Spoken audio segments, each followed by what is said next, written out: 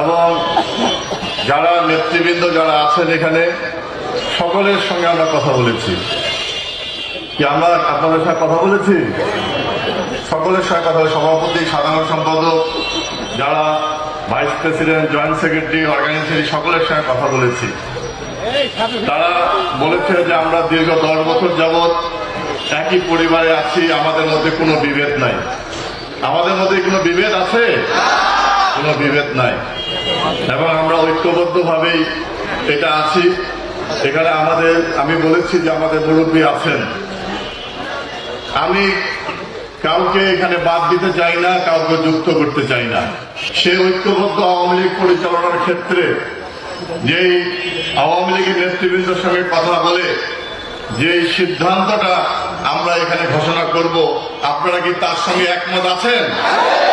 আপনারা হাত তুলে দেখিয়ে দেন। এখানে সাংবাদিক বন্ধুরা আছে, আপনারা দেখেন, আপনারা আজকে এই কাউন্সিল অধিবেশনের পার্ট, আপনারা দেখেন আমাদের মধ্যে কোন ধরনের বিভেদ নাই। আমরা ঐক্যবদ্ধ আওয়ামী লীগ, এবং এই আওয়ামী লীগ খালিদ মাহমুদ চৌধুরী আওয়ামী লীগ নয়। আমি বারবার বলেছি, গত 11 বছর যাবৎ বারবার বলেছি যে আওয়ামী লীগ হচ্ছে বঙ্গবন্ধুর আদর্শের শেখ হাসিনার আওয়ামী লীগ। আজকে খালিদ মাহমুদ চৌধুরী এখানে থাকবে না, কালকে মোস্তাফিজুর রহমান বাবু এবং আব্দুল লতিফ এখানে দায়িত্ব নিয়ে আসবে, আমরা তার সঙ্গে থাকবো। কি থাকবো না? আমরা থাকবো। শেখ হাসিনার সিদ্ধান্তের বাইরে আমরা এক চুল যেতে রাজি নই। কি ঠিক আছে? এক চুল যেতে রাজি নই, আমরা যাব না, যাব না। আমাদের বুকের মধ্যে পাথর নিয়ে হলো, চাপা দিয়ে হলো, আমরা সেই বেদনাকে আমরা শেখ হাসিনার জন্য উৎসর্গ করব।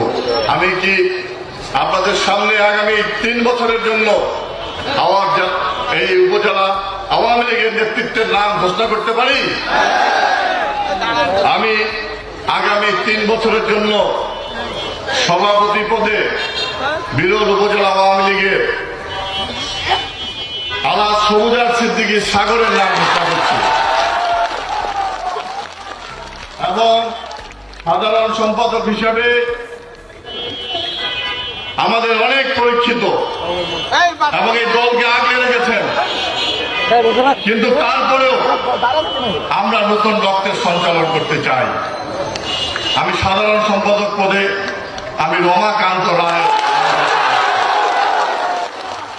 এবং সহসভাপতি হিসাবে আগামী দিনে সারারুল ইসলাম বাবুল, আবুল কাশেম মরু, আক্তার আলী এবং আনারুল ইসলামের নাম ঘোষণা করছি। বাকি সহসভাপতি পূরণ করা হবে।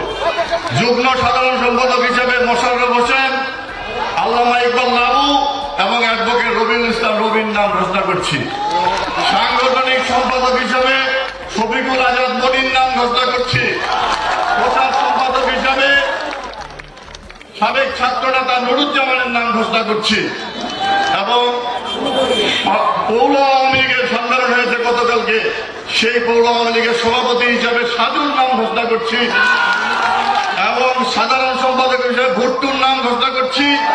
যুগ্ম সাধারণ হিসাবে মামুনের নাম ঘোষণা করছি। আপনারা কি এটার সঙ্গে একমত আছেন?